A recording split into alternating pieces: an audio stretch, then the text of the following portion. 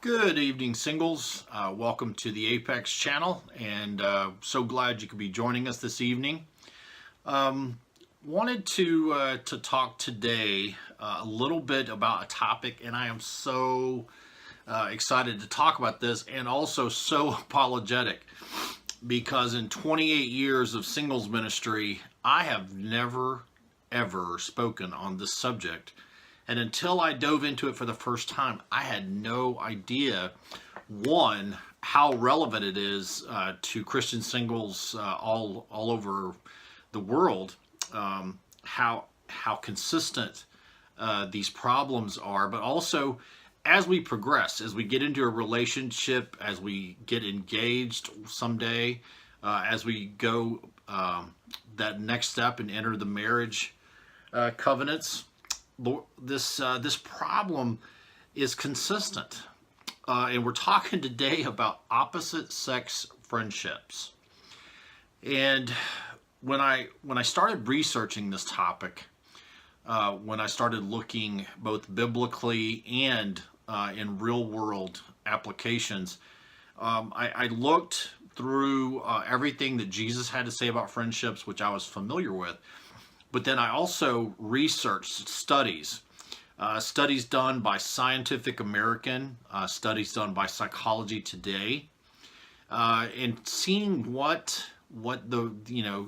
people out there were discovering about opposite sex friendships. Because if you are single and if you're not dating, you probably have an assortment from one to a ton of opposite sex friendships. And what do those mean?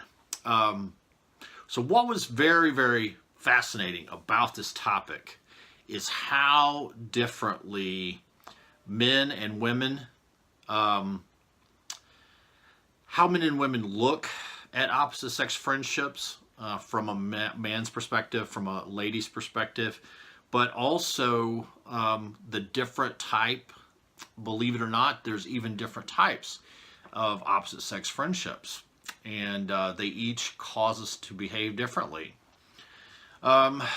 So to start it off with, if you look back at one group of studies that I looked at, they interviewed 1,000 friendships, opposite sex friendships, and polled the men and the women involved in those friendships separately, and said, if you had to, they asked an assortment of questions. The one that really hit home for me is they asked one question in particular. They asked, if you had to rate the romantic potential in your opposite sex friendship, how would you rate it on a scale of 1 to 10? So they put that question out there to all 1,000 friendships, opposite sex friendships. The ladies came back with an average of, they had rated the romantic potential of their opposite sex friendship at a 1.63 on a scale of 1 to 10. Very little romantic potential the ladies saw in their opposite sex friendships. So inside those same friendships, and then looking at it from a male perspective, they asked the same question. The men came back with an average of 8.16. So the men saw almost just over 6 times the amount of romantic potential inside those same friendships, multiple times more romantic potential from the man's perspective than from the lady's perspective. So we look at, to kick this off, we have to look at it from that perspective as well, and understand that men in their friendships, they tend to leave doors open for romantic potential, whereas ladies tend not to. And because we tend to see things from our own perspective, now looking in hindsight, looking back at 28 years of singles ministry, I've talked to so many men, and they were holding out hope that there was going to be some romance down the road at some point. Whereas I talked to the ladies, and a lot of times they were in that very same friendship that I just talked to the male, they felt like there was no chance of romantic potential, and they were in the same friendship. You're just getting two completely different viewpoints of that same friendship. So ladies, when you look at your opposite sex friendships, understand that for on average, the men are looking at it from a romantic perspective, or the possibility of a romantic perspective, whereas you may not. And so you will say over and over, oh no, there's absolutely nothing there, when that is entirely not the perception of the man that is in that same friendship with you. So I wanted to take a moment too and pick out some key characteristics of what friendship is defined as, and specifically, since this is a Christian singles program, what was a friend according to Jesus? What did Jesus say about friendship that you should be looking for in these opposite sex friendships? If you go to John 15:13, John 15:13 says this. It says, "Greater love has no one than this, than to lay down one's life for his friends." So a friend makes another friend a priority. He even above and beyond themselves. Loyalty is huge. You know, I've had friends that say, "Wow, Matt, you're the type of friend that I know if I called you at 2 a.m. you would be there." And I would be like, absolutely, you know, I put them above myself. And my life, in my eyes, is not as important as their life and taking care of them. So one thing we should consistently look for in our friendships is being a priority to that person. If they call you friend, you should be a priority to that person. If somebody makes you an option that should be making you a priority, then you should not make them a priority. It should be evenly yoked in friendships. Don't make somebody a priority that makes you an option. That is not true friendship.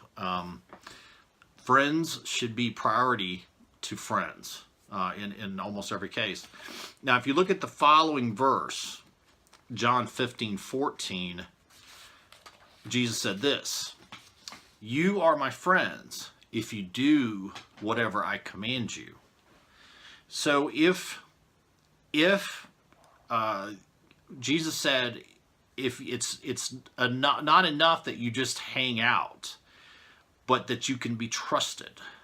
So we're talking about loyalty in the previous verse, and in this verse we're talking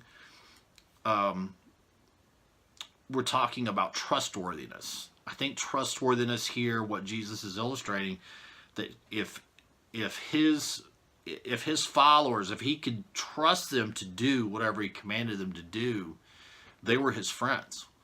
Likewise, your friends should be trustworthy. You should not be. You shouldn't tell a true friend, you shouldn't tell them something and then worry about who else is going to hear that information. You should know, if you tell your friend, "Hey, I need this to stop with you, but I need your opinion," or I need to get this out. Your friend, you should have that trustworthiness that you know if you tell them, it stays there, it stops with them.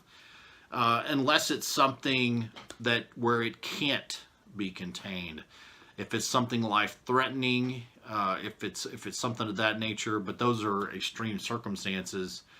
So they've got to be loyal and they've got to be trustworthy to be called friends. And this is coming right out of the book of John. If you look at the very next verse, John 15:15, John says, Jesus says, "No longer do I call you servants, for a servant does not know what his master is doing, but I have called you friends. For all things that I heard from my Father, I have made known to you.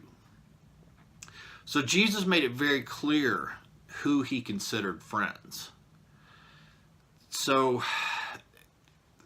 friends are not going to be secretive with you, and they're not going to be they're not going to say one thing and do another. They're going to be consistent. Friends are consistent in your life. And Jesus illustrated here, since he considered, did not consider them servants, he considered them friends, because everything the Father had made known to him, he had made known to them. So he didn't withhold information. He didn't keep secrets from them, and he was open and honest with them. So honesty is that other element that we should be looking for in all of our friendships, but especially our opposite sex friendships. So we should be looking for trustworthiness, loyalty, and honesty in our friendships. That's what Jesus is trying to tell us out of those 3 verses. So look at your friendships. Evaluate, do I have those 3 things in my friendships? And if not, is that person truly a friend? Or is the friendship still developing? What is causing that friendship friction, so that you're not reaching the levels of friendship that you're looking for? So here's another interesting thing.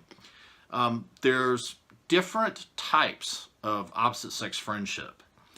You have, amongst married couples especially, you have the man and the wife substitute type of opposite sex friendship, or you have the man girlfriend substitute type of relationship, or you have the man mother substitute. You have all heard the phrase probably work wife. I had a girl in one of my jobs previously that would often try to refer to me as her work husband, and I was very quick to let her know I am no one's husband. So that title does not belong to me. But we tend to try to bond our opposite sex friendships to certain roles that we understand. And it's relationships or roles that we've seen in other capacities, and we try to fit our friendships into those. And we're trying to force a friendship into a relationship where it doesn't really belong, it doesn't fit. And so we end up with those oddball friendships that don't work, where a man has a wife substitute opposite sex friendship, where he has a girlfriend substitute opposite sex friendship, or he has a mother substitute opposite sex friendship. And those are typically not healthy. As a general rule, those are not healthy, and they don't work for either party. For the ladies, it's exactly the opposite. You have a woman with a husband substitute opposite sex friendship. You have a lady with a boyfriend substitute opposite sex friendship, or you have a woman with a father substitute friendship. Again, those tend to be unhealthy. There's something, some kind of extra that you're putting onto that friend, or that you're relating to a past relationship or friendship of another kind, and it's not, they don't work well together. Now, psychologists discovered that the healthiest of opposite sex friendships are where each of the other one, they typically see each other as brother sister. Now, that doesn't mean that that if you're into a friendship, opposite sex friendship, where you're pursuing dating, obviously you see each other as a Christian brother and a Christian sister, But I have a very good friend who refers to it as friendship with a purpose. We're most everybody watching this video is a mature adult. You are probably to a point in your dating career where you kind of know what you want. And if you want to date somebody, you typically know sooner rather than later. At least most of us.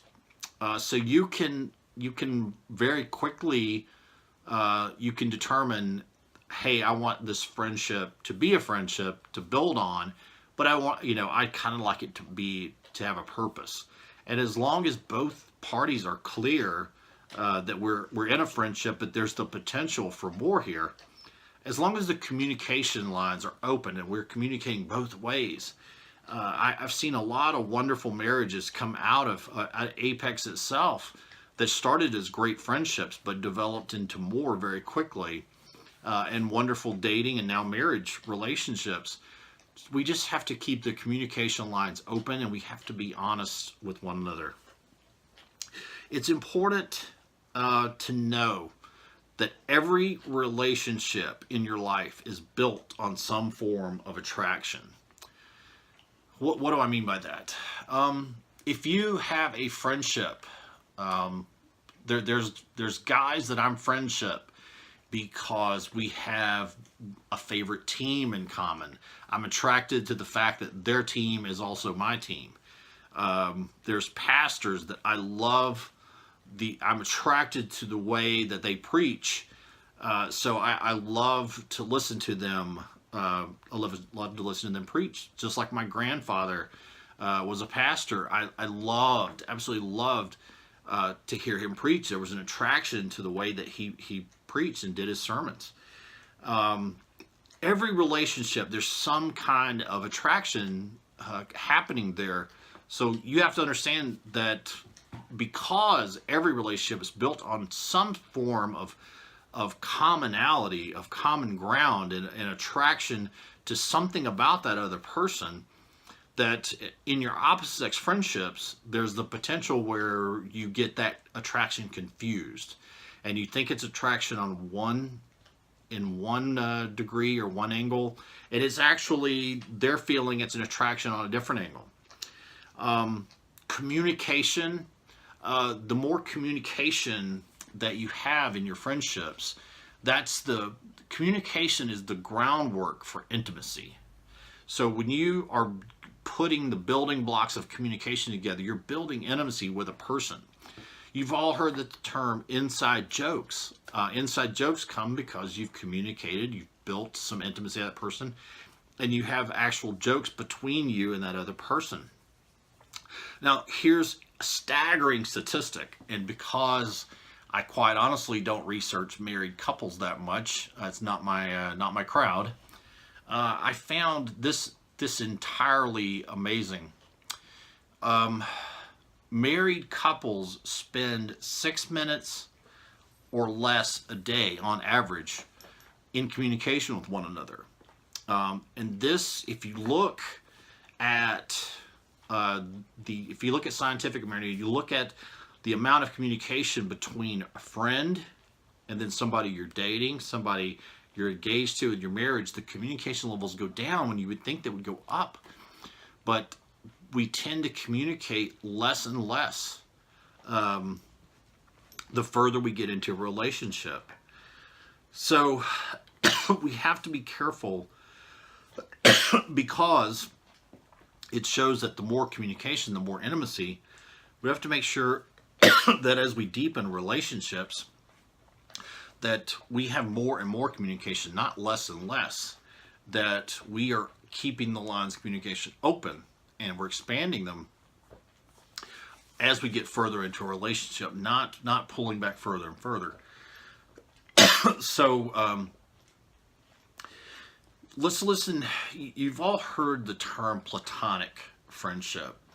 Let's go back and look at the actual definition. What is a platonic friendship? What does a platonic friendship mean? Platonic means intimate and affectionate relationship with another person where sex is not present. So if you have an intimate and affectionate relationship with with someone else. You can have, that's a platonic relationship as long as sex is not part of the equation. So if you're building intimacy and affection with somebody, it's very easy to in some cases fall for that person, to develop feelings for a person that you didn't anticipate. So it's important to, with our friendships, it's important to be trustworthy, honest, and loyal in those friendships, and to be very clear with one another what our expectations are and what do we anticipate, so we don't get into a situation where intimacy and affection get confused into the friendship and add levels of difficulty into our opposite sex friendships that we don't really want to encounter. So anyway, I hope that kind of opened your eyes to opposite sex friendships. I know it did mine. So many years of counseling singles, and to hear so many couples myself, and now in hindsight, I feel kind of like a dummy. You hear the guy's perspective on that friendship, and it's one way, and then you hear the girl's opinion of the same friendship from her perspective, and she sees it, oh, it's just friendship. There's nothing there. And so they have two completely different expectations there. So just eye-opening study. Anyway, singles, Apexers, if you haven't subscribed to our channel, please subscribe. Please follow us. Hit that subscribe button on your YouTube channel. Hit the bell so that you get notified of new videos. I'm lining up a whole lot of new videos. Great stuff about being a Christian single, how to date, what to look for. So much material coming out this year. So much good stuff. I don't want you to miss anything. So please subscribe. Click those notifications. Leave a comment on this video here on our YouTube channel. What are some opposite sex friendships that you've had and you discovered later on that the other person in the opposite sex friendship had a different idea? I'd be interested to see your stories, what you've discovered about opposite sex friendships in the past that may help somebody else. So please leave those comments below. Let us know what's happened to you with opposite sex friendships. But as always, thank you for watching. We love you. Hope to see you out there at an event very soon. Take care. Have a blessed evening. Bye-bye.